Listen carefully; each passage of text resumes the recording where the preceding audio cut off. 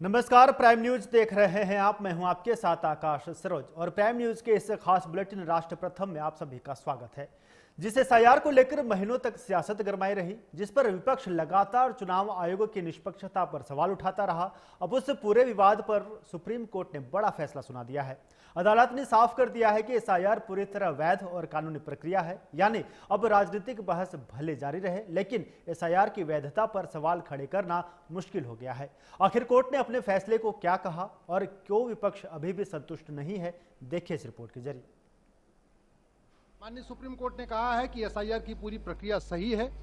SIR कराना ये election commission का काम है और एसआईआर जो इलेक्शन कमीशन ने कराया है वो बिल्कुल ठीक कराया है।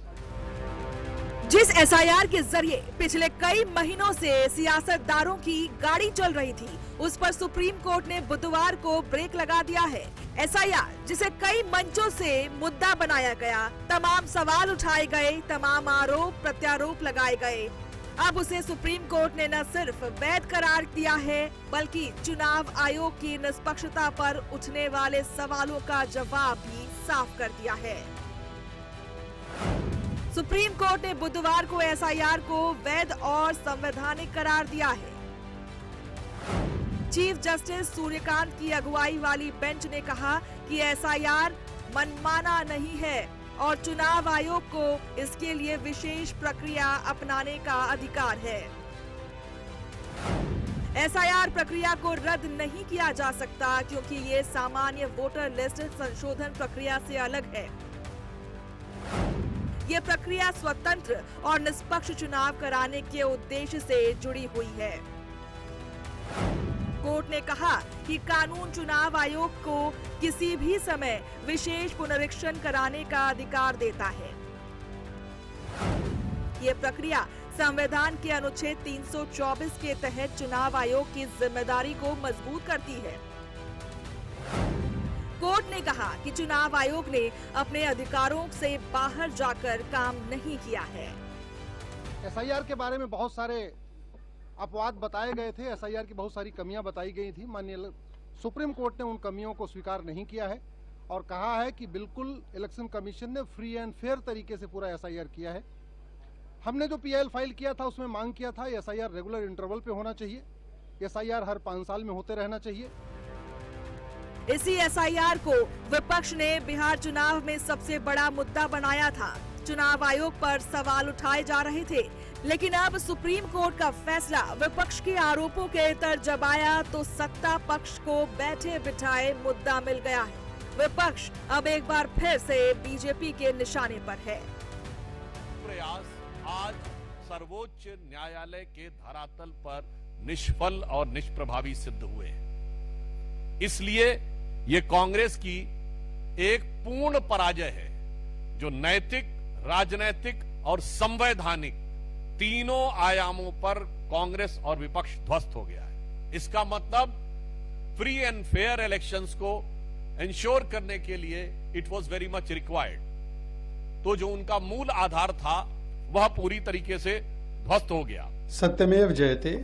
आज सुप्रीम कोर्ट ने जो एसआईआर और इलेक्शन कमीशन पर लगातार झूठ, भ्रम, distortion, disinformation, miss information, propaganda फैलाने का प्रयास कर रहे थे, उनके ऊपर सुप्रीम स्ट्राइक करने का काम किया है। आज सुप्रीम कोर्ट ने कहा है कि एसआईआर जो की गई है और जो कर रहे हैं इलेक्शन कमीशन वाले, वो संविधानिक भी है, वो लीगल भी है, कानूनी भी है। जो एसआईआर की गई है उसमें कोई कानून का उल्लंघन नहीं हुआ। जो एसआईआर की प्रक्रिया अपनाई गई है वो प्रोपोर्शनल है, आर्बिट्रेरी नहीं है और बिहार के एसआईआर एक्टिविटी को भी अपहोल्ड करने का काम किया है। पूरे देश में विपक्ष की पार्टियां जिस तरह से एसआईआर को लेकर के बिहार के चुनाव से बंगाल तक भ्रम पैदा कर रहे थे, एसआईआर पे सवाल खड़ा कर रहे थे, इलेक्शन कमीशन की निष्पक्षता पे प्रश्न लगा रहे थे कि अगर एसआईआर होगा तो वैध मतदाताओं के नाम कट जाएंगे, जबकि लगातार इलेक्शन कमीशन कह रही थी कि ये चुनाव प्रक्रिया का अंग है, ट्रांसपेरेंट और ऑनेस्ट, जो भी वैध मतदाता होंगे उनके नाम रहेंगे। आज वो तमाम याचिकाएं जो विपक्ष या लोगों के द्वारा की गई थी उसका पटाक्षेप हुआ। दूसरी तरफ विपक्ष को सुप्रीम कोर्ट का ये फैसला रास नहीं आया। अभी भी टीएमसी, कांग्रेस समेत विपक्षी दलों को इस पर आपत्ति है। सवाल वही पुराने हैं, आरोपों का सिलसिला भी पुराना ही है, बस वक्त बदल गया है।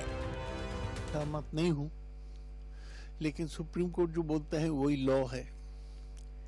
और हम ये सवाल नहीं उठाया था कि एसआईआर वैध नहीं है।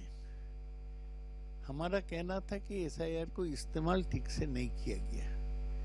एसआईआर प्रोसेस में इस राज्य में गलती था, इसलिए 27 लाख लोगों को नाम डिलीट हुआ। तो सुप्रीम कोर्ट का राय के बाद भी हमारा जो आपत्ति ये रहेगा। मुद्दा ये नहीं कि एसआईआर इलेक्शन कमीशन करा सकता है कि नहीं, क्योंकि इलेक्शन कमीशन से तो हम करवा ही चुके हैं एसआईआर। लेकिन एसआईआर होता था 4 साल। ज्ञानेश कुमार की तरह मुख्य चुनाव आयोग की तरफ 4 महीने, 5 महीने, 6 महीने में चुनाव के ठीक पहले बिहार में, बंगाल में, उत्तर प्रदेश में हो ही नहीं सकता। ये हमारा मुद्दा है। जहां तक सवाल इस जजमेंट का, हमारी नैतिक जीत हुई है कि उन क्वेश्चन पे, उन सवालों पे अभी भी खामोश है सरकार और न्यायपालिका। सुप्रीम कोर्ट से हमें उम्मीद थी, हमारी चिंता किस बात की थी, और आप लोग भी वाकिफ हैं। आज भी लाखों लोग बंगाल में बाहर हैं, महज चंद 100 लोगों के हक में उनका इंक्लूजन हुआ। हमारी इंक्लूजन के बदले एक्सक्लूजन को लेकर के हमारा केंद्रीय सवाल था। हमने इलेक्शन कमीशन के अधिकार को चुनौती नहीं दी थी। खैर, अब माननीय सर्वोच्च न्यायालय ने ये कहा है तो डिटेल देखते हैं। दरअसल चुनाव आयोग ने जून 2025 में बिहार से ही एसआईआर की शुरुआत की थी, क्योंकि फैसले के बाद सबसे पहले यही चुनाव होने थे। इसके बाद पश्चिम बंगाल, केरल, तमिलनाडु, पुडुचेरी में एसआईआर कराया गया और इसी को लेकर के विपक्ष ने सवाल उठाए थे, जिसके बाद अलग अलग याचिकाओं पर करीब 10 महीने तक लगातार सुनवाई हुई। फिर कोर्ट ने कहा कि दलीलें सुनने के बाद 5 सवाल सामने आए, जिन पर आदेश दिया जा रहा है। अब ये समझना ज्यादा जरूरी है। पहला सवाल, क्या चुनाव आयोग के पास एसआईआर कराने की शक्ति है? ये नहीं कहा जा सकता कि चुनाव आयोग ने एसआईआर कराकर अपने अधिकारों से बाहर जाकर काम नहीं किया है। एसआईआर का मकसद चुनाव प्रक्रिया को कमजोर करना नहीं, बल्कि निष्पक्ष और पारदर्शी चुनाव सुनिश्चित करना है। सवाल 2, क्या इसका कोई वैध उद्देश्य है और क्या इसके लिए अपनाए गए उपाय सटीक हैं? कोर्ट ने कहा कि एसआईआर की प्रक्रिया संतुलित और सही है, इनमें कोई मनमानी नहीं हुई है और इसका मकसद वोटर लिस्ट को सही और साफ रखना है ताकि निष्पक्ष चुनाव हो सके। कोर्ट के मुताबिक चुनाव आयोग ने जो कदम उठाए हैं वे जरूरत से ज्यादा सख्त या गलत नहीं है। तीसरा सवाल, क्या एसआईआर जन प्रतिनिधित्व अधिनियम और संबंधित नियमों के विपरीत है? एसआईआर कानूनी रूप से मान्य और उचित है, इसलिए ये जन प्रतिनिधित्व अधिनियम यानी कि आरपी एक्ट का उल्लंघन नहीं करता है। ये कानून तय करता है कि चुनाव कैसे होंगे, कौन वोट दे सकता है, कौन चुनाव लड़ सकता है और वोटर लिस्ट कैसे बनेगी। चौथा सवाल, क्या चुनाव आयोग के पास जानकारी या दस्तावेज मांगने का अधिकार है? चुनाव आयोग ने जिन दस्तावेजों की मांग की है उन्हें मनमाना नहीं कहा जा सकता। आधार कार्ड समेत 11 तरह के दस्तावेजों को मान्य माना गया है। कोर्ट के मुताबिक बिना किसी नियम या दिशा निर्देश के दस्तावेजों की जांच कराना भी सही नहीं होगा। पांचवा सवाल, एसआईआर के तहत जिन लोगों के नाम काट दिए गए हैं उनका क्या होगा? जिन लोगों के नाम वोटर लिस्ट से हटाए गए हैं उनके मामले चुनाव आयोग को 4 हफ्ते के भीतर नागरिकता तय करने वाली संबंधित सरकारी एजेंसी को भेजने होंगे। उस एजेंसी को संबंधित लोगों को नोटिस देना होगा, उन्हें अपनी बात रखने का मौका देना होगा और चुनाव से पहले फैसला करना होगा।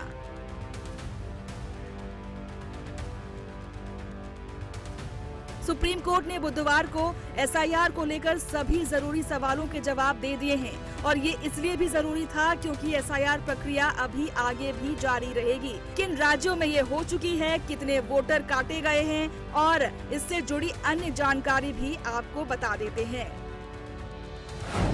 एसआईआर की फुल डिटेल आपको बता देते हैं। अभी तक देश के 10 राज्यों और 3 केंद्र शासित प्रदेशों में एसआईआर हो चुका है।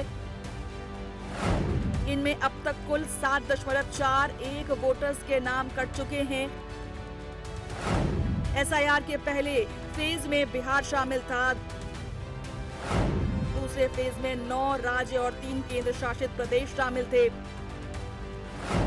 इसमें यूपी, मध्य प्रदेश, राजस्थान, छत्तीसगढ़, गुजरात, पश्चिम बंगाल, तमिलनाडु, केरल, गोवा, पुडुचेरी, लक्षद्वीप और अंडमान निकोबार थे।